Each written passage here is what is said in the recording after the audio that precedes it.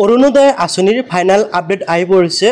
July মাহত কোনসকলে টকা লাভ কৰিব আৰু কোনসকলে টকা লাভ নকৰে এই বিষয়লৈ কিন্তু ইতিমধ্যে চৰকাৰৰ তৰফৰ পৰা এখন জাননী জাৰি কৰিছে আৰু যাৰ জৰিয়তে আপোনালোকে জানিব পাৰিব যে আপোনালোকে কোনসকলে টকা লাভ কৰিব আৰু কোনসকলে টকা লাভ নকৰে। তো ভিডিওটো কিন্তু আপোনালোকৰ বাবে অত্যন্ত গুৰুত্বপূৰ্ণ, সেয়া আপোনালোকে ভিডিওটো সম্পূৰ্ণ কৰি চাব আৰু আপোনালোকে কোনসকলে জুলাই মাহত টকা লাভ কৰিব আপোনালোকে নিশ্চয় জানিব পাৰিব। তো কি জাননী জাৰি কৰিলে সেইটো মই আপোনালোকক প্ৰথমতে দেখুৱাই আছোঁ।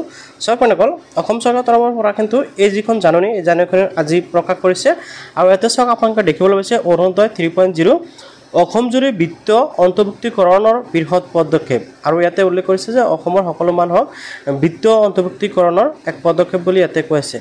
এতিয়া চাওক 5 জুনলৈকে চিনাক্ত হোৱা সাধাৰণ হিতাধিকাৰী আছিল কিমান 13.89 লাখ মানুহ, অৰ্থাৎ 13,89,000 মানুহ কিন্তু ইয়াতে অন্তৰ্ভুক্ত হৈ আছিল। ঠিক আছে, তাৰপিছত চাওক কোৱা হৈছে যে 6 জুনৰ পাছত সংযোজিত অতিৰিক্ত হিতাধিকাৰী, অৰ্থাৎ আপোনালোকে জানে যে অৰুণোদয় 3.0 যি প্ৰচেছিং সেই প্ৰচেছিং কিন্তু জুন মাহতো হৈ আছিল আৰু যাৰ বাবে কিন্তু জুন মাহৰ টকাটো লেট কৰি দিয়া হৈছিল আৰু ইয়াতে সংযোজন কৰা হৈছে 63,347 জন ব্যক্তিক আকৌ ইয়াতে সংযোজন কৰা হৈছে। এটা চাওক লক্ষ্যপূৰ্তি 26 জুন 2025 অনুযায়ী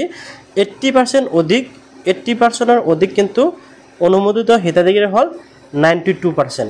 তো আশা কৰোঁ আপুনি নিশ্চয় বুজি পালে যে কিমান সংখ্যক মানুহৰ নাম ইয়াতে সংযোজিত কৰা হৈছে।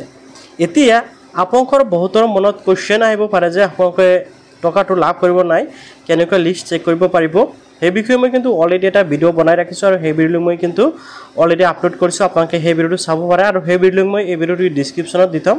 আপোনালোকে তাৰ পৰা সেই ভিডিঅ'টো চাই কিন্তু আপোনালোকে লিষ্টখন চাব পাৰিব যে আপোনালোকে কোনসকলে মানে অৰুণোদয় 3.0 জৰিয়তে জুলাই মাহৰ টকা লাভ কৰিব আৰু কোনসকলে লাভ নকৰে। ইয়াৰ লগতে মই বাৰম্বাৰ এটা কথা কৈ থাকোঁ যে আপোনালোকে চৰকাৰী আঁচনিসমূহ লাভ কৰিবলৈ হ'লে আপোনাৰ বেংকৰ সৈতে আধাৰ কাৰ্ড লিংক থাকিব লাগিব আৰু বিশেষকৈ অৰুণোদয় আঁচনি পাবলৈ হ'লে কিন্তু আপোনালোকৰ ৰেচন কাৰ্ডৰ সৈতে আধাৰ কাৰ্ড লিংক থকাটো বাধ্যতামূলক বুলি ইতিমধ্যে চৰকাৰৰ পৰা জানিব দিছে। তো আপডেটটো ভাল পালে নিশ্চয় লাইক কৰিব আৰু চেনেলটো ছাবস্ক্ৰাইব কৰিবলৈ পাহৰি নাযাব এনেকুৱা ইম্পৰ্টেণ্ট ভিডিঅ'সমূহ পাবলৈ।